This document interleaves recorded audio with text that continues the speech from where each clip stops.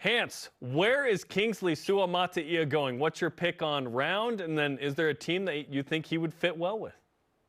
I think Kingsley Suamataia is a really interesting subject because there's going to be a lot of NFL teams that are looking at Penei Sewell with the Detroit Lions, and they know the relationship, and they know the body type, and they know the speed, and they might say, we want that, because I do think that Penei Sewell, he's one of the top 3 offensive linemen, not just tackles, offensive linemen in the NFL right now, and they want that. So I think that really helps Kingsley Suamataia. If they just eliminate last year's film and take a look at his ability, then he could be into first, beginning of second. If they take a look at the film from last year and really address it and say, well, what exactly is he? Then he's maybe a second or a third round pick. I'm going to go conservative, and I'm going to say middle of second round for Kingsley. But I'm excited to see what he does in the NFL. So you're saying last year the film was a little different, struggled maybe a little more than the year before. Is some of that being in the Big 12 better competition? Yeah, for sure.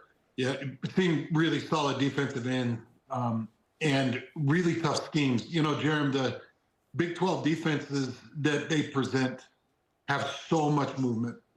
It was interesting standing in the booth and watching the 3-3-5 set that consistently present TCU and Iowa State. It is so tough as an offensive lineman to gauge who's coming, when they're coming. And, you know, you got mic switches, which means that the center has to readjust protections 2, maybe 3 seconds, a split second before the ball is snapped. He's trying to readjust because you've got walk-ups and you've got step backs and you've got the hybrid safeties that can rush off the edge. And it's not just, it wasn't just about skill set, it was about schemes. Big 12 defensive schemes are very intricate, very difficult. Okay, clearly Kingsley will be drafted. And let's talk about what that means for BYU. Not just for Kingsley, but that position. This is going to be 3 straight left tackles: Brady Christensen, Blake Freeland, Kingsley Suamataia. This is a left tackle factory now, Hans. Yeah, and you fired your offensive line coach. So, you know.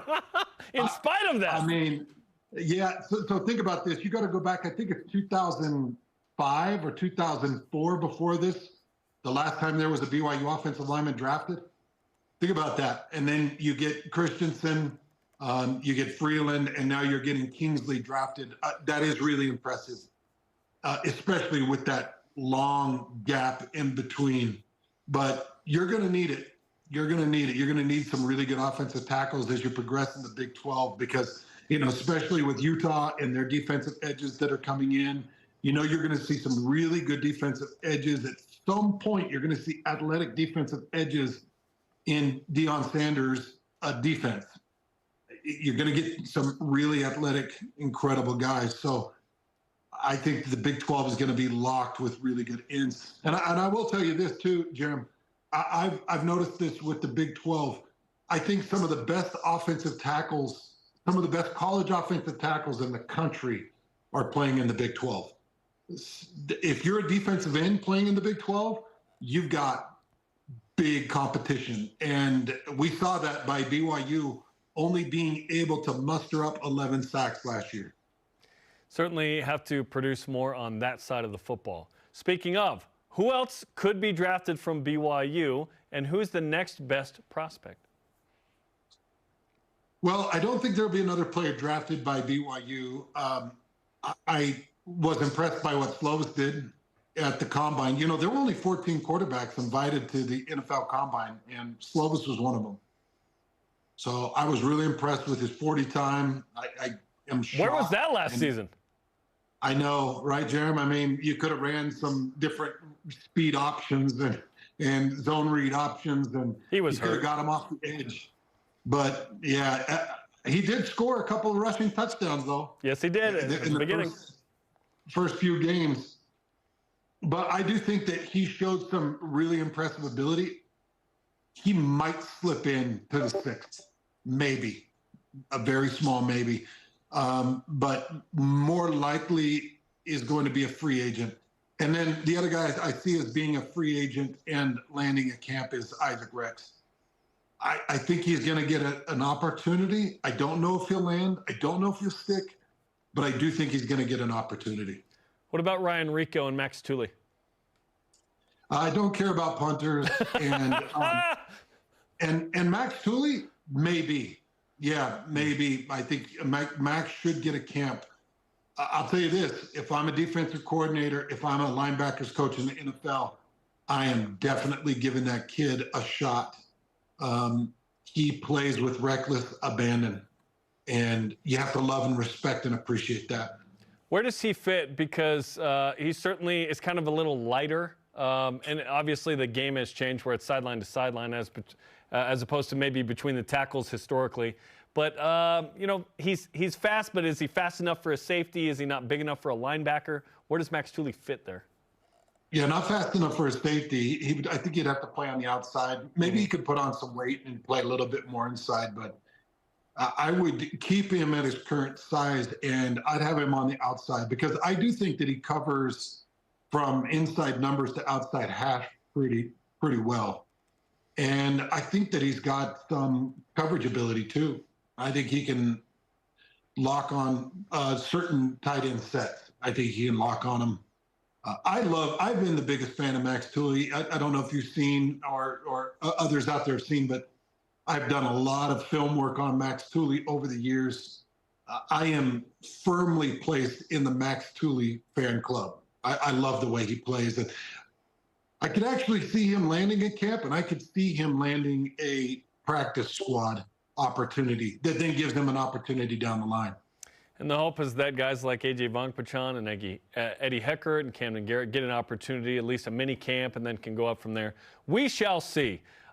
Is BYU producing enough NFL draft and free agency talent right now? Or is there a number in the draft that, on average over like a 5-year span that you want to see? Because we're talking about like 1, maybe 2 guys this year. What's the number you want to see realistically that where BYU could get?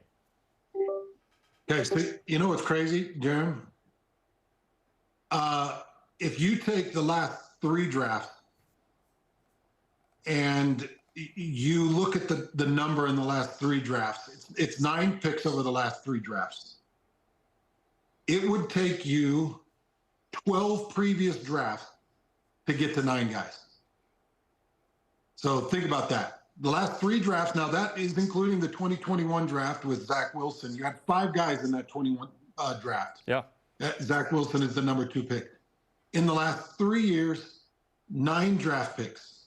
It would take 12 drafts previous to get to 9 picks. So you're headed in the right direction. That is a fact. But I would like to see consistently 3 and 4 and 5 picks every year. You go past that 2021. If you go past the 2021 draft where you had 5 picks, you had a couple of drafts where you didn't have a pick. Yep. And then you've got to go back to 2009, the last time you had more than 1 pick. So, yeah, things are changing. They need to continue to change, but things have dramatically changed, and the talent has gotten better. And as you pointed out, just seeing offensive linemen drafted out of BYU again is a really good sign. Okay, transfer portal season for football. We're seeing people enter the portal, not big names from BYU right now, but we're not seeing any signings either coming in quite yet. What are the positions that you feel BYU needs to target in the portal and get in here for this fall? Well, obviously they don't care what I think, and that's why I sit on a radio. That's not what they told me. Day.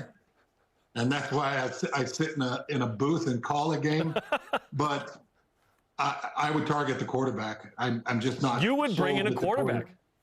Yeah, I'm not sold that the quarterback position is ready at BYU. I do love Retzlaff. I think that he's a winner. To his core, I think he's a winner.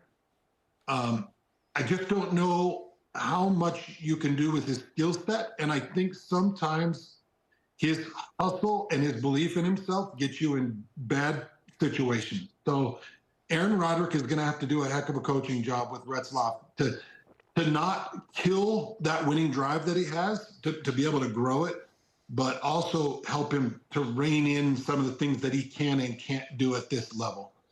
And Gary Bohannon, I just, he was out last year, and I don't have a lot of belief that he could come in and be that starting quarterback that can carry an offense. So I would like to see BYU jump in and throw some money at a quarterback. I know you say throw some money, but collective or NIL or whatever you got to do, and get a real contending quarterback. Because I'm telling you right now, the competition in the Big 12 at quarterback with Shedeur Sanders and Noah Fafita and Cam Rising and Jalen Daniels and KJ Jefferson and Rocco Beck and Garrett Green at West Virginia, and you go down the list, you got crazy quarterbacks in this league.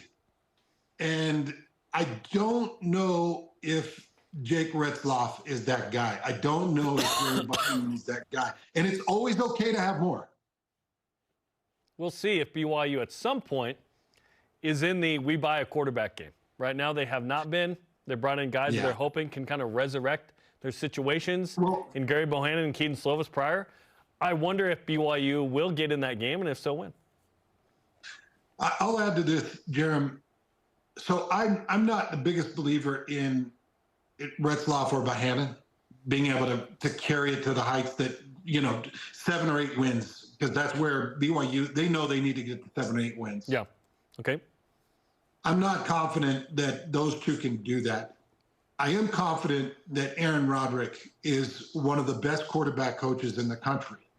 And that is proven out by 2 drafted quarterbacks, his last 2, and then one that is currently sitting potentially as a 6th-round pick, more likely as a free agent, is probably going to land a camp. Now, he didn't max out like maybe we'd all hoped as far as production last year, but he's a heck of a quarterback. And so I have incredible confidence that Aaron Roderick is one of the top quarterback coaches in the country based off of the guys he's had drafted and the production he's gotten out of these guys. So if you rest in that belief, then maybe he can get Retzlaff up to snuff. Maybe he can get Bohannon up to snuff. I just don't think that those guys are what you'd hope. I mean, because you want to be a Big 12 champion.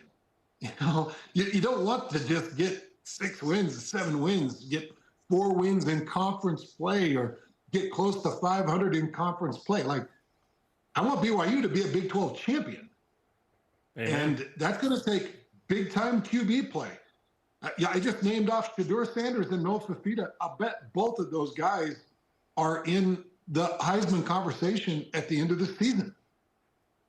So that's where I want BYU to be. They got the quarterback coach.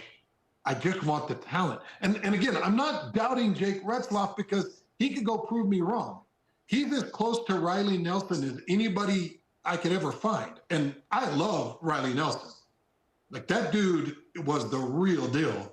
And he was a competitor and a winner and gritty and way better than me at play-by-play, at color, and like everything about the guy is incredible. But there's another level of quarterback that I hope BYU can get to at some point. Hans, bringing the heat. We always appreciate the time. Best of luck with everything. You bet. Anytime, guys.